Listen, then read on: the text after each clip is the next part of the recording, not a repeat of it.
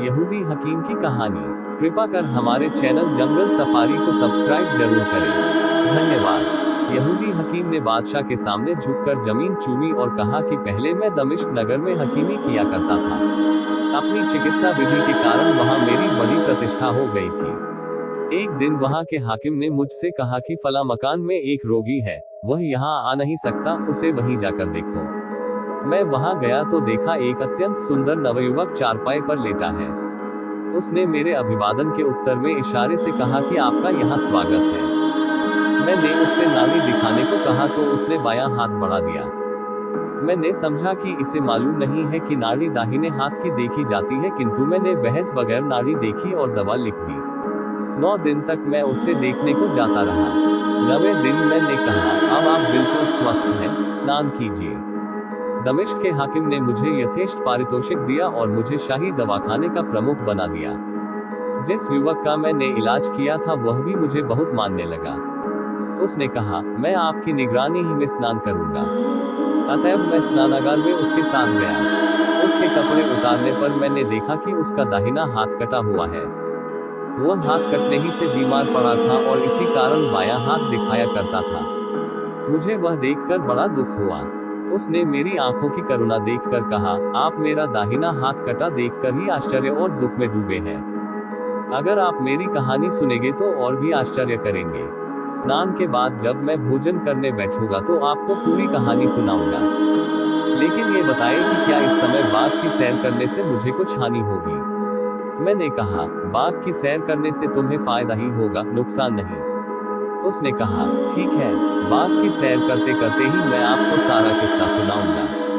फिर उसने अपने सेवकों को भोजन तैयार करने की आज्ञा दी और हम दोनों बाग में गए। हमने 2-3 चक्कर लगाए और फिर वहां पर बिछे एक कालीन पर बैठ गए और उस युवक ने अपना वृतांत आरंभ किया। उसने कहा कि मैं मोसिल का रहने वाला हूँ। मैं एक बड़े घराने का लड़का हूँ। मेरे पितामह के 10 बेटे थे, जिनमें मेरे पिता सबसे बड़े थे। अपने पिता का मैं एकमात्र पुत्र था और मेरे किसी चचा की कोई संतान नहीं थी। मेरे पिता ने मेरी शिक्षा दीक्षा पर बहुत ध्यान दिया और मुझे प्रत्येक पाठनीय विषय की शिक्षा ही नहीं दिलाई बल्कि अनेक कला के क्षेत्रों में पारंगत करवा दिया। एक दिन मैं अपने पिता और चचा के साथ जुमे की नमाज को गया। नमाज के बाद सारे नमाजी अपने अपने काम पर चले गए और मेरे पिता और चचा बातें करने लगे। मेरे चचा ने कहा कि कोई देश मिस्र जैसा सुंदर नहीं है। उन्होंने मिस्र देश और उसमें बहने वाली नील नदी की इतनी प्रशंसा की कि मेरा मन बेतहाशा उस देश को देखने के लिए होने लगा। घर पर भी यही चर्चा रही। मेरे पिता भी मिस्र देश के बड़े प्रशंसक थे। मेरे दूसरे चचा लोग कह रहे थे कि बगदाद जैसी सुंदर जगह कोई नहीं है, किंतु मेरे पिता ने उनकी बात का विरोध किया और मिस्र की बहुत प्रशंसा की। उन्होंने कहा, जिसने मिस्र नहीं देखा उसने ईश्वर की महिमा भी नहीं देखी। वहाँ की भूमि सोना उगलती है, वहाँ के निवासी बड़े धन संपन्न हैं। मिस्र की स्त्रियां अत्यंत रूपवती और चतुर होती हैं। नील नदी जैसी कोई नदी नहीं है। उसका पानी बहुत स्वाद वाला और पाचक होता है और कई रोगों की दवा जैसा काम करता है। वह सारे देश को हरा भरा रखती है। वहाँ की मिट्टी बड़ी नर्म है और खेती करने में बहुत श्रम नहीं पड़ता। वहाँ के निवासी अरबी भाषा में नील की प्रशंसा में गीत गाते हैं, जिनका भाव यह है कि नील नदी तुम्हारे लिए कितनी लंबी यात्रा करती है और बड़े खेत की बात होगी अगर तुम उसे छोड़कर अन्यत्र जा बसो। ये कहने के बाद मेरे पिता ने कहा, मिस्र में सारी ऋतुओं में हरियाली रहती है। वहाँ नाना प्रकार के स्वादिष्ट फलों के वृक्ष और भांति भांति के पशु पक्षी रहते हैं। वहाँ की राजधानी काहिरा की आबादी बहुत अधिक है।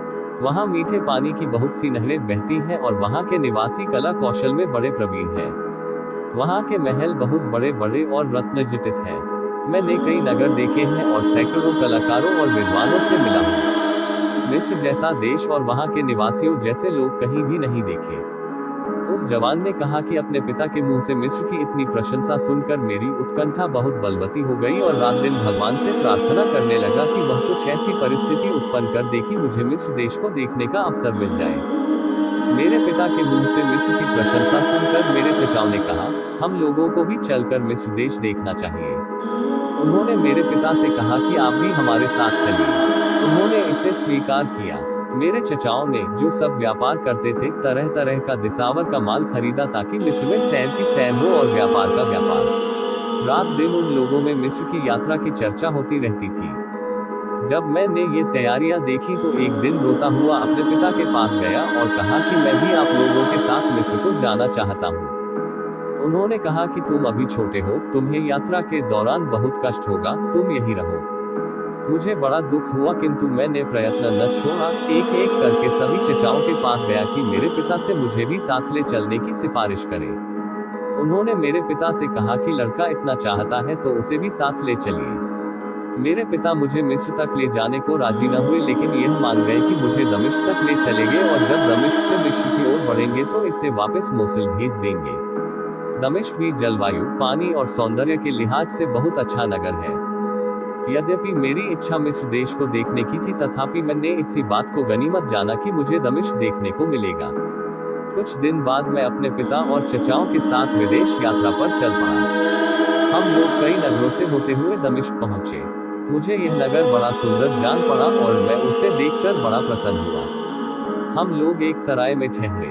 कई दिनों तक हम वहां के बागों और महलों की सैर करते रहे। वास्तव में मुझे ऐसा मालूम होता था कि स्वर्ग के बाद अगर कोई जगह है तो यहाँ है। मेरे पिता और चचाओं ने वहां काफी अच्छा व्यापार किया।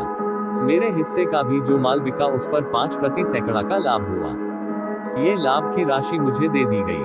मेरे पास काफी पैसा हो गया।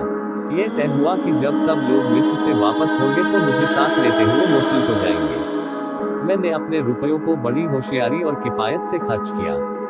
एक छोटी हवेली अपने रहने के लिए किराए पर ली। बड़ी खूबसूरत संगमरमर की बनी हवेली थी जिसकी दीवारों पर मनोहर चित्रकारी थी और जिसके अंदर एक सुंदर पुष्प वाटिका थी। मैंने उसे 2 अशर्फी के किराए पर लिया। मैंने किफायत से किंतु सुरुचिपूर्वक अपने निवास स्थान को सजाया। उसका मालिक पहले अब्दुल रहीम नाम का एक व्यक्ति था जिससे उसे उसके तत्कालीन मालिक ने मोल लिया था। ये व्यक्ति एक प्रसिद्ध जौहरी था। मैंने अपनी प्रतिष्ठा के अनुरूप कुछ दास दासियां भी खरीदी और माननीय नगर निवासियों से जान पहचान बढ़ाई। कभी वे लोग मुझे अपने घरों पर खाने के लिए बुलाते, कभी मैं उन लोगों की दावत अपने घर पर किया करता था।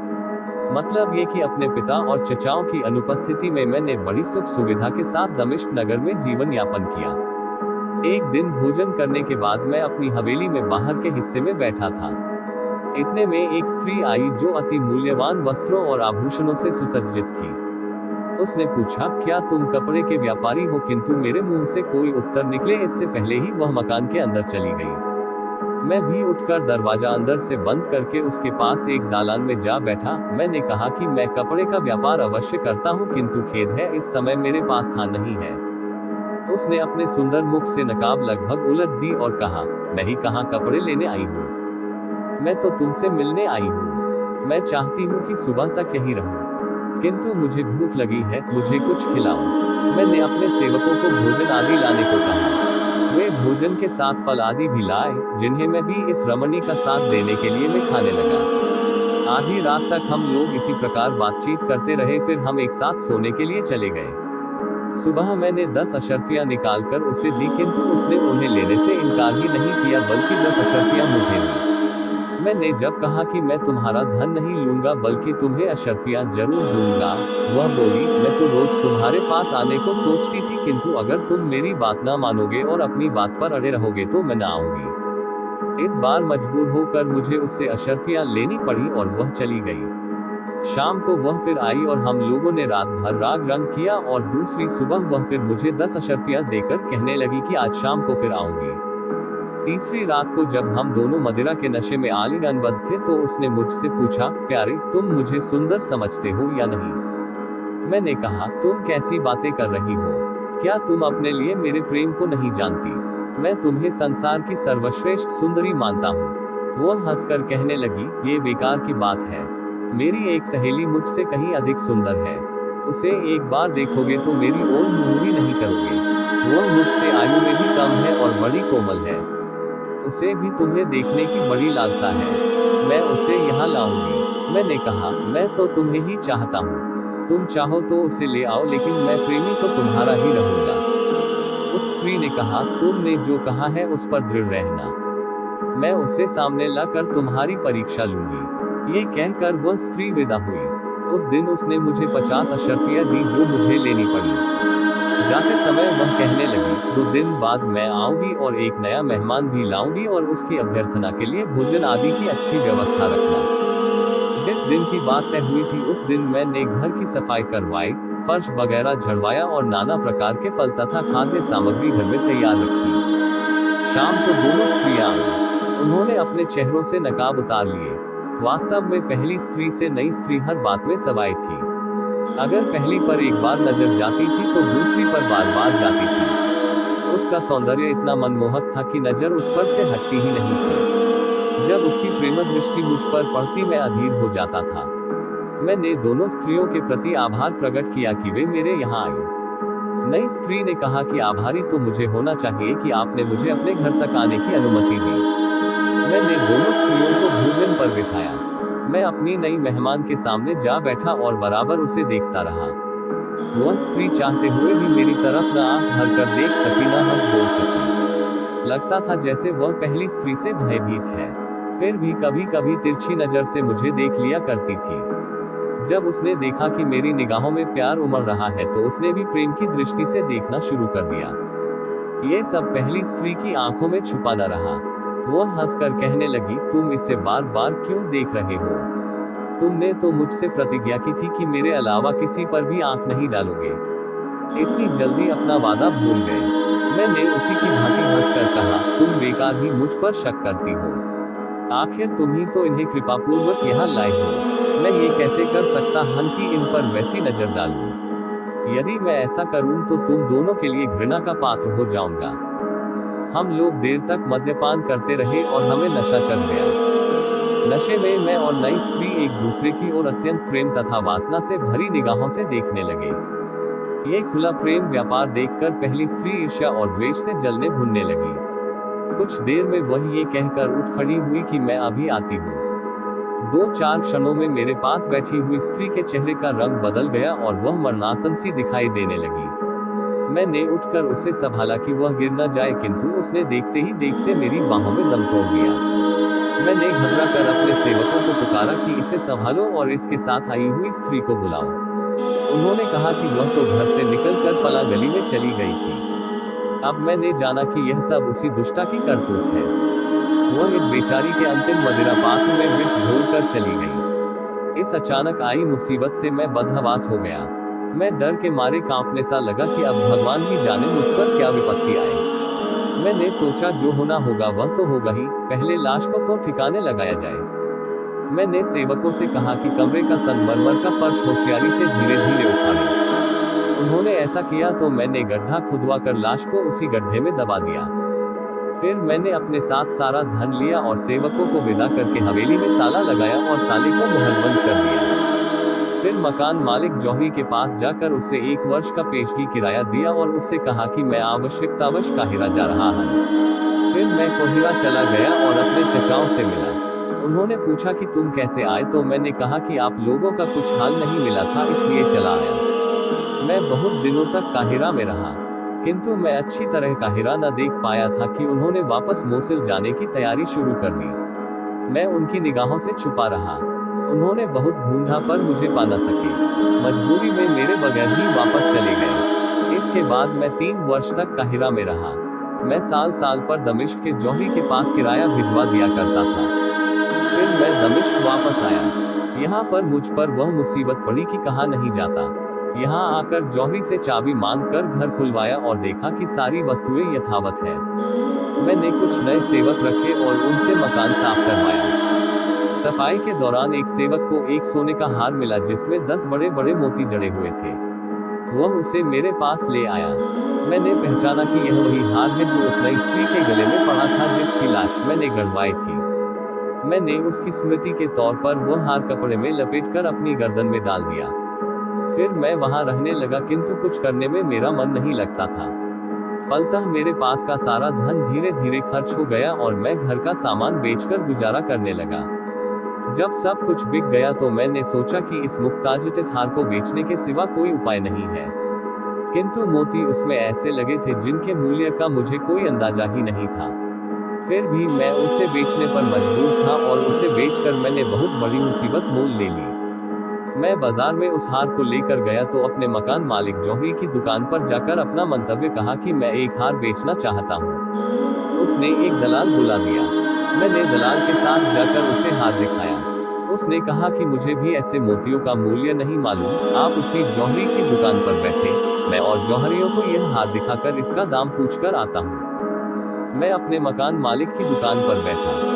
कुछ देर में दलाल ने आकर कहा कि इसका मूल्य तो 2000 अशर्फिया लगाया गया है, लेकिन इस समय कोई व्यापारी इसे लेने का इच्छुक नहीं है। सिर्फ एक व्यापारी है जो इसे 50 मुद्राओं में लेने को तैयार है। मैंने कहा कि जो दाम मिले उसी पर बेच दो। किंतु जब दलाल उस जौहरी के पास 50 अशर्फियों में हार बेचने गया तो जौहरी उसे पकड़कर कोतवाली ले गया और शिकायत लिखाई कि यह आदमी चोरी का हार लाया है, इसलिए इतना सस्ता बेच रहा है। दलाल ने कहा कि मैं तो दलाल हूँ, इसे बेचने वाला तो फला दुकान पर बैठा है, वही इसे 50 अशर्फी में बेचने को राजी है। कोतवाल ने मुझे पकड़वा बुलाया। उसने पूछा कि तुम ही यह हार बेच रहे हो। मेरे हाँ कहने पर उसने कहा कि यह चोरी का माल है, इसलिए सस्ता बेच रहे हो। मेरे इनकार करने पर उसने मुझे इतना पिटवाया कि मुझे लगा मेरी जान ही निकल जाएगी। इसीलिए मैंने घबरा कर कह दिया कि यह चोरी का है। इस पर कोतवाल ने मेरा दाहिना हाथ कटवा दिया। उसने हार भी मालखाने में जमा करा दिया। मैं पीड़ा से व्याकुल गिरता पड़ता अपने घर आया। नौकर चाकर पुलिस के डर से भाग गए थे। मैं किसी तरह खुद ही अपना काम चलाता था। चौथे दिन बहुत से पुलिस वाले मेरे घर में घुस आए और मुझे पकड़ ले गए। उनके साथ मकान मालिक भी था और वह जौहरी भी, जिसने मुझ पर चोरी का आरोप लगाया था। उन्होंने मुझे बहुत गालियां दी और कहा कि यह हार शहर के हाकिम का है, ये 3 वर्ष हुए खो गया था, उसी समय से हाकिम की पुत्री भी लापता है। ये कहकर उन्होंने मुझे रस्सी से बांधा और हाकिम के सामने पेश कर दिया। मैं पहले तो घबराया कि यह और बड़ी मुसीबत गले पड़ी। फिर मैंने सोचा कि हाकिम अधिक से अधिक मुझे मरवा ही तो देगा, और वह भी इस कष्ट, निर्धनता और लज्जा के जीवन से अच्छा है। किंतु हाकिम ने मुझे देखकर कहा, यह आदमी चोर नहीं हो सकता। जिसने इस पर चोरी का आरोपी लगाया है वह मारा जाए। अतएव वह व्यापारी कत्ल कर दिया गया। अब हाकिम ने समस्त उपस्थित व्यक्तियों को जाने का आदेश दिया, सिर्फ मुझे रोक रखा। एकांत होने पर उसने मुझसे कहा, बेटे अब तुम बेखट के पूरा हाल बता दो कि यह हार तुम्हारे हाथ किस तरह लगा। ये ध्यान रहे कि मुझसे कोई छोटी से छोटी बात भी न छुपाई जाए। अतएव मैंने पूरी तरह बताया कि किस तरह पहली स्त्री दूसरी को मेरे पास लाई थी और किस तरह उसने उसे विष देकर मार डाला। मैंने ये भी बताया कि दूसरी स्त्री की लाश कहाँ गिरी है। हाकिम ने ये सब सुनकर ठंडी सांस भरी और कहा, भगवान की इच्छा के आगे सब लोग विवश हैं। मैं भी वह सब विनयपूर्वक स्वीकार करता हूँ जो उसकी इच्छा से हुआ। तुम पर जो कुछ मुसीबत पड़ी उसका मुझे अत्यंत खेद है। अब तुम मेरा हाल सुनो कि मुझ पर कैसे कैसे दुख पड़े। वे दोनों स्त्रियां मेरी बेटियां थीं। पहले जो तुम्हारे पास गई वह मेरी बड़ी बेटी थी और बाद में जिसे वह ले गई वह उसकी छोटी बहन थी। बड़ी बेटी का विवाह मैंने अपने भतीजे से कर दिया जो काहिरा में रहता था। वह कुछ दिनों बाद अचानक मर गया। मेरी बेटी कई वर्ष तक वैधव्य की दशा में भी काहिरा में रही और वहां उसने तरह तरह के दुष्कर्म सीख लिए।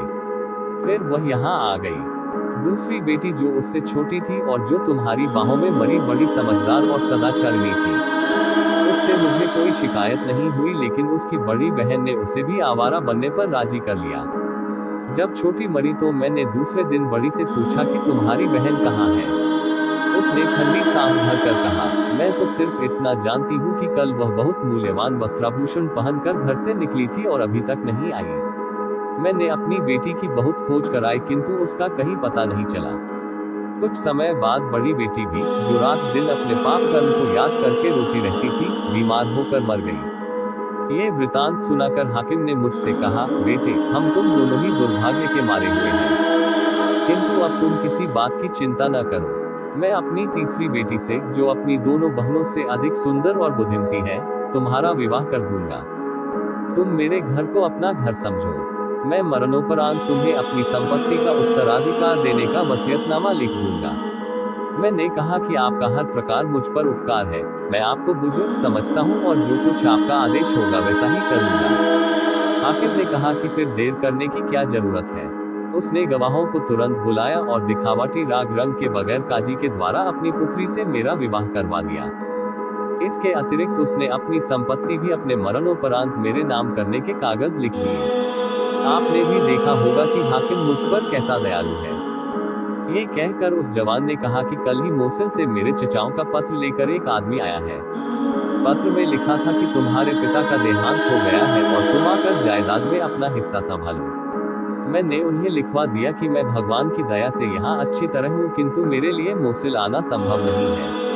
मैंने ये भी लिखवा दिया कि पिता से मिलने वाली जायदाद खुशी से आप लोगों को दे रहा हूँ। ये कहकर उस जवान ने मुझसे कहा कि अब मैंने आपको अपना पूरा हाल बता दिया कि किस तरह से मेरा दाहिना हाथ जाता रहा। यहूदी हकीम ने ये कथा सुनाकर काशकर के बादशाह से कहा कि जब मैं दमिश्क में था तो मैंने मोसिल के व्यापारी के मुंह से यह कहानी सुनी। जब तक दमिश्क का हाकिम जीवित रहा मैं उसकी सेवा में रहा। उसके मरने पर मेरी तबीयत वहां न लगी। मैं फारस देश चला गया, वहां के कई नगरों की सैर करके हिंदुस्तान आ गया।